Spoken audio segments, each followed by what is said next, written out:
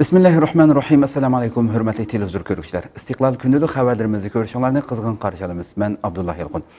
Programmamizda vatanimiz Sharq Turkiston va dunyodagi kun tartibida bo'lib o'tgan xabarlarni huzuringizga sunishtirishimiz. Qaynamsiz diqqatinglar ekranimizda bo'lsin.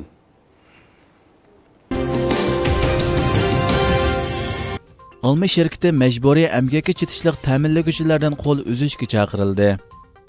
Amerika ovozining xabarida bildirilishicha, Amerika parlamenti Xitoy ishlari ijroiya komiteti Alma shirkatining Sharqiy Turkistondagi mejburiy emgakka chetishliq masalasi haqida bayonot e'lon qilgan. Amerika parlamenti Xitoy ishlari ijroiya komitetining birlashma raisi Jeff Merikli va James McGovern 8-iyun birlashma bayonot e'lon qilib, Alma shirkatini ta'minlash zanjirida mejburiy emgak bo'lmaslikqa kafolatli qilishga chaqirgan. Bayonotda, garchi Alma shirkati ta'minlash zanjirida mejburiy emgakning mavjud bo'lmasligiga kafolatli qilganligini qayta bildirgan bo'lsa-mu, ammo bizda bor bo'lgan faktlar Alma shirkatining bu kafolatida masala borligini ko'rsatib berdi deyilgan. Birlashma bayonotda yana Alma shirkatining bosh ijroiya amaldori Tim Kong Sharqiy Turkistonda ijro qilinayotgan majburiyat emgak siyosati bilan munosabati bor Xitoy ta'minlaguvchilardan munosabatni uzishga chaqirilgan. Shundaqla Alma shirkatini Amerika tamojnisi va chegara mudofaasi idorasidan Xitoy ta'minlaguvchilarni surishtirib, Alma mahsulotlarini majburiy emgak vositasi orqali ishlab chiqarilmaslikqa kafolatli qilishga chaqirgan.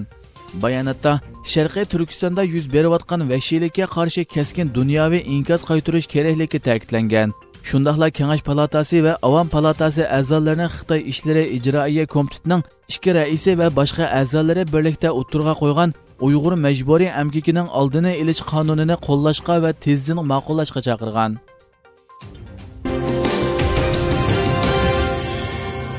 Huawei Romaniyadami cheklanish taqdiriga duch kelmoqda. Amerika ovozining bugungi xabarida bildirilishicha, Romaniya parlamenti telegraf to'ri va aslahalarga aloqador yangi qonun tasdiqlagan bo'lib, buning natijasida Huawei shirkati Romaniyaning 5G to'ri qurilishidan chiqarib o'tilishi mumkin ekan. Yangi qonunda telegraf shirkatining telegraf ul aslahalari va davlat manfaatiga chetishliq 5G to'ri qurilishining texnikalik uskunalari yoki yumshoq detallarini kirgizish uchun davlatning eng yuqori davlat mudofaa kengashidan ijozatnoma olishi kerakligi ko'rsatilgan. Mazkur qonun loyihasi 8-iyun kengash palatasida ma'qullangan bo'lib, Ruminiya prezidenti Klaus Yohannes tomonidan imzolanishi kerak ekan. Yangi qonun yo'lga qo'yilgandan keyin Ruminiya 5G chastota spektrini kimorto qilib setish sodasini boshlay oladi ekan. Ma'lum bo'lishicha, 2019-yil 8-oyda Ruminiya prezidenti Yohannes Amerika prezidenti Trump bilan ko'rishib memorandum imzolagan. Oningda bexatarlik uchun 5G ta'minlaguvchi shirkatlarga inchika va tafsiliy baholash kerakligi ta'kidlangan. 2020-yil oktabrda ayni vaqtdagi Amerika tashqi ishlar ministri Mike Pompeo Yevropa ittifoqi va Shimoliy Atlantik ahdi tashkilotiga a'zo 25 dan ortiq davlatning Amerika tashabbus qilgan Pokistonning a'zosi ekanligini e'lon qilgan bo'lib, Ruminiya 2004-yil Shimoliy Atlantik ahdi tashkilotiga kirishdan ilgari Amerikaning yaqin ittifoqdoshi bo'lgan. Sharqiy Turkistondagi Xitoy amaldorlarining istifa berishi diqqat qo'zg'adi. Tangritog' to'rining xabarida bildirilishicha, atalmish Uyg'ur Avtonom rayonlik xalq qurultiyi doimiy komiteti maxsus yig'in chaqirib, atalmish Uyg'ur Avtonom rayonlik xalq hukumatining muavin raislaridan Zhao Chongju va Zhang Chunlinning istifosini qabul qilganligini e'lon qilgan. Xitoyning Sharqiy Turkistonda ijro qilayotgan bostirish va terror siyosatlari xalqaro jamiyatda kuchli kun tartibga kelib, bir qism davlatlar Xitoyning Sharqiy Turkistondagi qilmishlarini irqiy qirg'inchilik va insoniyatga qarshi jinoyat deb bekitgan bir paytda Sharqiy Turkistondagi bir qism Xitoy amaldorlarining istifa so'rashi va almashtirishi diqqat qo'zg'adi. Xabarda mazkur maxsus yig'inda atalmish Uyg'ur Avtonom rayonlik hukumatining muavin raisi Zhao Chongju bilan Zhang Junlinning istifa berganligi, ularning istifonomasi atalmish Uyg'ur Avtonom rayonlik xalq qurultiyi tomonidan qabul qilinganligi, Zhao Chongjuning o'rniga Zhejiang o'lkasining muavin o'lka boshlig'i qo'shimcha Winju shaharlik partkom sekretari Chen Wijunning almashganligi bildirilgan. Kuzatuvchilar Xitoyning Sharqiy Turkistonni ishg'ol qilgandan tortib, amaldor yo'tkash va almashtirishiga ma'lum g'araz va planlarning yoshiringanligini, Sharqiy Turkiston masalasi xalqaroda kuchli kun tartibga kelayotgan muhim bir paytda Sharqiy Turkistondagi yuqori darajalik amaldorlarni almashtirishning tasodifiylik emasligini, Xitoyning haqiqiy maqsadining pat yaqinda oshkorlanishi mumkinligini bildirishmoqda.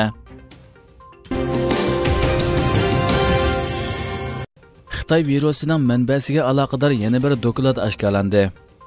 Amerika ovozining xabarida bildirilishicha, Amerikaning bir davlatlik tajribaxonasi 1 yil burunla Xitoy virusi manbasining Wuhan tajribaxonasi bo'lishi mumkinligini o'ttirg'a qo'ygan. Xabarda qayd qilinishicha, oldingi oyda Sinclair radio shirkati maxsus xabar e'lon qilib, Amerikadagi Lawrence Livermore davlatlik tajribaxonasining istixborot bo'limining 2020-yil 27-mayda bir maxfiy dokladni tamomlaganligini oshkorlagan. Dokladda ko'rsatilishicha, tadqiqotchilar virus manbasi masalasida tajribaxonadan tarqalish yoki hayvonlardan yo'qishdan iborat ikki xil ehtimolligini o'tirg'a qo'ygan bo'lib, oxirida tajribaxonadan tarqalgan bo'lishi mumkinligini yakunlagan.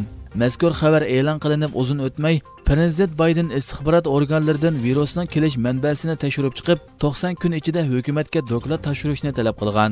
Amerika parlamentidagi bir qism jumhuriyatchilar Bayden hukumatining aloqador maxfiy hujjatlarga erishib, bir necha oy o'tganda ondan virusning tajribaxonadan tarqalganligi ehtimolligini tekshirishga buyurganligini tanqid qilgan va munosabatlik maxfiy hujjatlarning maxfiyatligini bekor qilishni talab qilgan.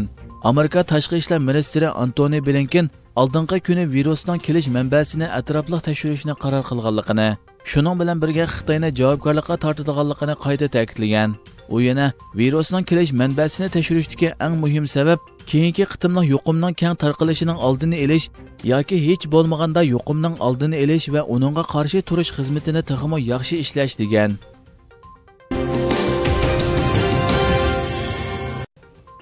Qisqa sillar Xitoyning Sharqiy Turkistondagi jinoyatlarni fosh qilmoqda. Yaqinqi kunlarda ijtimoiy uchur vositalarida tarqalgan sillar Sharqiy Turkiston xalqiga qaratilgan hashar siyosatining izchil davomlashayotganligini yana bir qitim isbotlab berdi. Sinlarda Sharqiy Turkistonning o'xshamagan joylarida o'ttir yosh va yashanganlardan tarkib topgan bir turkum kishilarning tosh to'shish va yer ag'dirish qatorliq og'ir emgaklarga silinayotganligi ko'rsatilgan. Bundan burun tarqalgan sinlardami Sharqiy Turkistondagi yashanganlarning kuchi yetmaydigan ketmanlarni ko'tarib, turli og'ir emgaklarga silinganligi oshkorlangan edi. Xitoy garchi Sharqiy Turkistonda majburiy emgak siyosati mavjud emasligini jar silayotgan bo'lsa-mu, ammo Sharqiy Turkiston xalqi jazo lageri, siyosiy o'g'inish, hashar qatorliq siyosatlari bilan jismoniy va ruhiy jihatdan xo'rlanmoqda.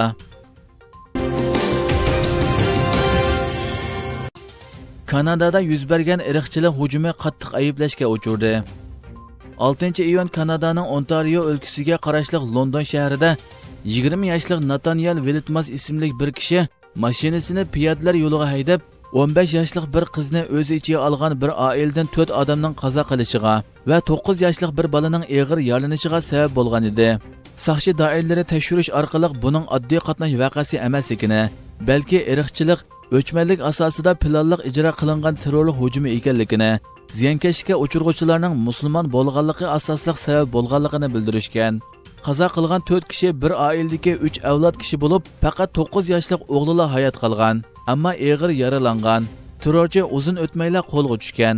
Shahar boshlig'i bu vaqtda to'xtalib, buning cho'ng ko'lamdagi qotillik ekanligini, til bilan tasvirlagili bo'lmaydigan o'chmanlik sababidan kelib chiqqanligini, islamfobiyaga Kanadada o'rin yo'qligini bildirgan. Kanada bosh ministri Justin Trudeau bu hujum voqeasini ayblab, buni ijtimoiy to'plar orasidagi o'chmanlik keltirib chiqargan terrorlik hujumi ekanligini bildirgan. Turkiya tashqi ishlar ministri Mavlud Çavuşoğlu bu vaqtda ifoda bildirib, irqchilik va ayrimchilikning barliq insonlar birlikda kurash qilishga tegishli terrorizm ekanligini ta'kidlagan. Xalqaro qismlarga xizmat qilgan afg'onistonliklar Talibanlarning o'ch elishidan ansirmoqda.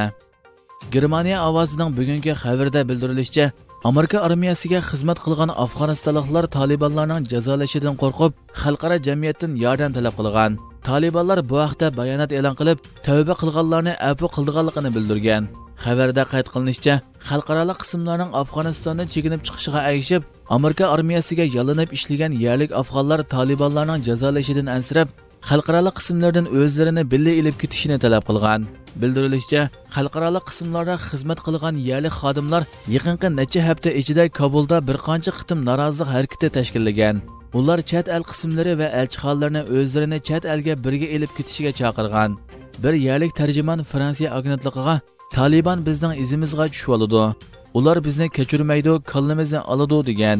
Taliban taraf 7-iyun e'lon qilgan bayonotida bu yerlik xodimlarning islom diniga va davlatiga qilgan xiyonati haqida tavba qilishi kerakligini va gunohini tunib, bu ishlardan qo'l uzgan kishilarning qo'rqmasimi bo'ldiganligini bildirgan. Ma'lum bo'lishicha, Amerika prezidenti Bayden Afg'onistondan askar chekintirishning eng kechikkanda bu yil 11-sentabr tamomlanganligini e'lon qilgan bo'lib, Amerika armiyasi Afg'oniston askarlariga bir qancha harbiy bazani o'tkazib bergan. Germaniya davlat mudofaa ministrligi ilgari Afg'onistondan askar chekintirganda yerli yollanma xodimlarning voz kechmaydiganligini, Germaniya hukumatining ularni texmo yaxshi qo'g'dishini talab qilgan. Shundaqla imkon qadar aloqador kishilar va ularning oila tabobatlarini qabul qilganligini bildirgan.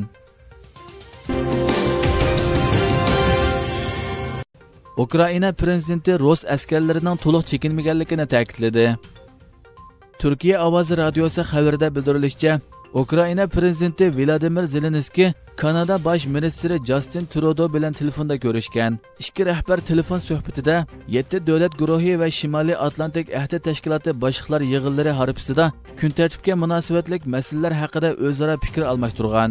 Zelenskiy Trudeauga Donbassning navbatdagi vaziyati haqida ma'lumot berib, Rossiyaning Ukraina chegarasidan qaytirib ketgan askar sonining yetarli emasligini ta'kidlab, 105 ming Rus askaridan faqat 11 minglar qaytdi degan. U yana krizisning tinch yo'l bilan hal qilishi uchun xalqaro jamiyatning Rossiyaga besim ishlatishning zarurligini ta'kidlagan. Kanada bosh ministri Justin Trudeau bo'lsa, Ukrainaning zamin butunligi va egalik huquqini qat'iy qo'llaydiganligini bildirgan. Hörmətli televizor görüşlər, şuna qılıb bugünkü xəbərlərimiz müşahidə axırlaşdı. Ətiki xəbərimizi görüşkücə sizlərni Cənab-ı Allah tapşırırıq. Şuna qılıb proqram axırda ekran arxasındakı barlıq xidmətdaşlarıma köpdən köp rəhmət edirəm. Assalamu alaykum və rahmetullah.